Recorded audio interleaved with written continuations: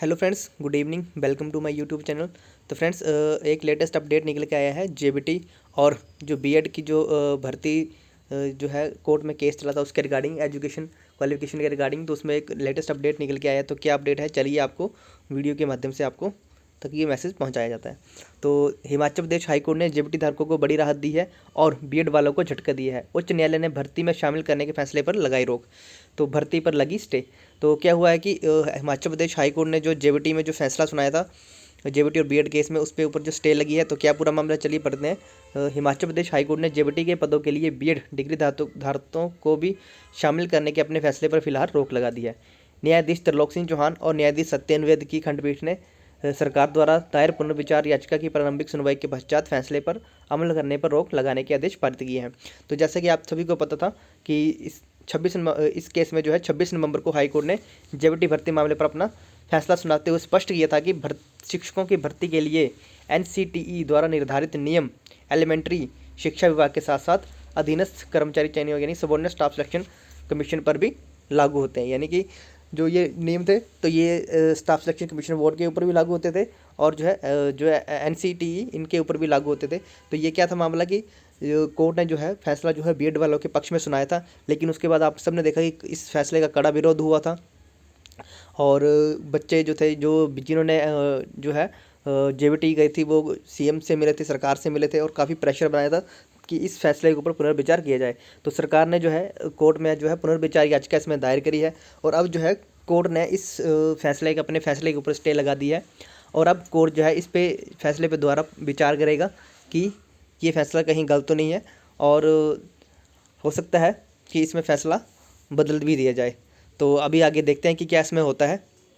आगे चलते हैं कि जेबीटी डीएलएड प्रशिक्षुओं के लिए बड़ी खबर है।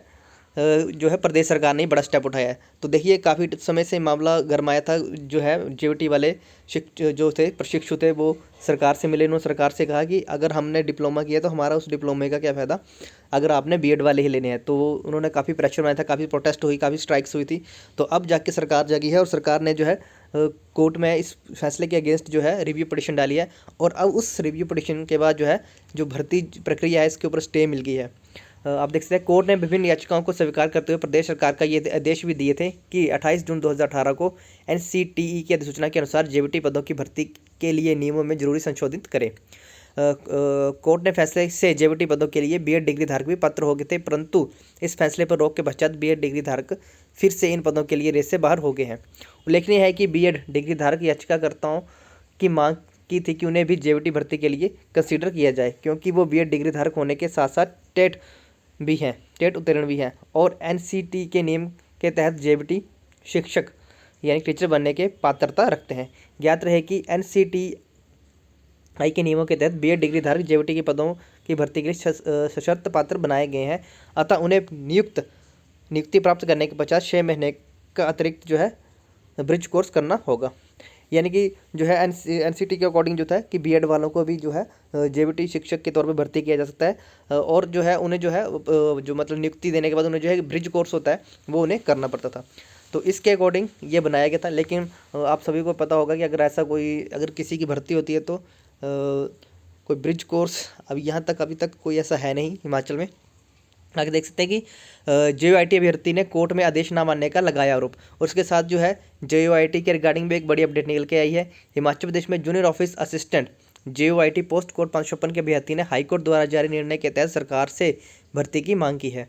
यह अभ्यर्थी पिछले लंबे समय से कोर्ट में अपने हक की लड़ाई लड़ रहे थे, लेकिन अब जब उनके पक्ष में फैसला आया है तो सरकार उन्हें लागू करने में दिलचस्पी नहीं दिखा रही।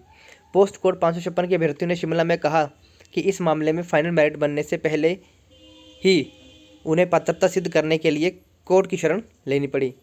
इसका कहना है कि हाईकोर्ट ने अपने पक्ष में फैसला किया है, जिसके अनुसार अब इन 2400 अभ्यर्थियों की मांग है इन्हें मेरिट में शामिल कर सरकार नियुक्ति दे। इन अभ्यर्थियों का कहना है कि वे परीक्षा के तीनों चरण पास कर चुके थे और पिछले 4 साल से कोर्ट में अपनी पात्रता सिद्ध कर रहे थे। इस दौरान उन्हें आर्थिक व मानसिक परेशानियों का सामना करना पड़ा।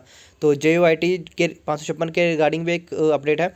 आप सबने न्यूज़ में सुना ही होगा कि प्रेस कॉन्फ्रेंस भी करी थी जेयूआईटी 556 के अभ्यर्थियों ने कि जो है सरकार जो है फैसला लागू नहीं कर रही है। देखिए, मैं ये कहना चाहूँगा, जो भी JUIT 556 के जो भी अभ्यर्थी जो ये वीडियो देख रहे हैं, कुछ टाइम वेट कीजिए। अभी फैसला आए हुए हफ्ता ही हुआ है, हर एक प्रोसेस में टाइम लगता है। रिजल्ट बनने में, उस रिजल्ट को दोबारा रिवाइज़ करने में टाइम लगेगा। डिपार्टमेंट अलॉट होंगे किस डिपार्टमेंट में कितनी पोस्टें हैं, तो कम से कम आप 1 महीने का वेट कीजिए। 1 महीने के बाद अगर आप भी या सरकार आपकी बात नहीं मानती है तो आप कोर्ट ऑफ कंटेम्प्ट के थ्रू आप कोर्ट में फिर से याचिका दायर कर सकते हो, यानी कि कोर्ट जो सरकार जो आपका फैसला नहीं मान रही। लेकिन ये अभी बहुत जल्दी है कि सरकार हमारा फैसला नहीं मान रही है। देखिए, आपने 4 साल इंतज़ार किया, आपने संघर्ष किया, आप आगे भी 1 हफ्ता 1 महीना थोड़ा और वेट कर लीजिए। तो ये कुछ लेटेस्ट अपडेट थे। उसके साथ जो है 817 जो JUIT जो है उनको भी, वो भी CM से मिले थे, तो उन्होंने भी अपनी मांगे रखी थी CM से कि जो है हमारी जो पोस्टें हैं 1876 पोस्टें हैं, उनके ऊपर जो है रिक्रूटमेंट प्रोसेस करवाया जाए। तो देखते हैं सरकार अब इस मामले पे क्या फ़ैसला करती है और किस तरह से पोस्टों को जो है मर्ज करती है या उनके ऊपर जो है भर्ती कंडक्ट करवाती है। अगर 556 की पोस्टें सरकार ने मर्ज करी होंगी 817 में, तो अप्रॉक्सीमेटली ये लगभग 596 के आसपास पोस्टें जो हैं, जैसा कि बताया जा रहा है कि तो ये कम हो सकती हैं। हो सकता है इससे ज़्यादा भी हो, क्योंकि बहुत से बच्चों ने जो है पोस्ट कोड 556 में जो है ज्वाइन भी नहीं किया था। लेकिन इससे एक जो है एक नया विवाद भी उत्पन्न होगा कि जो ऑलरेडी सर्विस में कर रहे हैं 556 में, उनमें से कुछ बच्चे जो है जो बिल्कुल लो मेरिट पे, जो कि लास्ट में लो मेरिट के बिल्कुल लास्ट पर सिलेक्ट हुए थे, तो उनकी जो है नौकरी के ऊपर भी खतरा बना हुआ है। तो ऐसे भी 50-60 स्टूडेंट ऐसे हो सकते हैं कि जिनका जो है नए रिवाइज रिजल्ट में नाम ना आए। तो ये देखने वाली बात होगी कि सरकार इस तरफ क्या फ़ैसला लेती है, क्योंकि इससे पहले भी 2 मामलों में ऐसा हो चुका है। JBT जो है पंप ऑपरेटर की भर्ती, उसका रिज़ल्ट भी रिवाइज हुआ था 2-3-2.5 साल बाद। और जो हमारा JEE सिविल का वो भी रिज़ल्ट जो जब दोबारा रिवाइज हुआ, तो उसमें जो है सर्विस कर रहे थे बच्चे ऑलरेडी, वो जो है टर्मिनेट हो गए थे। पंप ऑपरेटर में तो उनके डिपार्टमेंट ने, IPS डिपार्टमेंट ने उन्हें वैकेंट पोस्ट के ऊपर ज्वाइनिंग दे दी थी।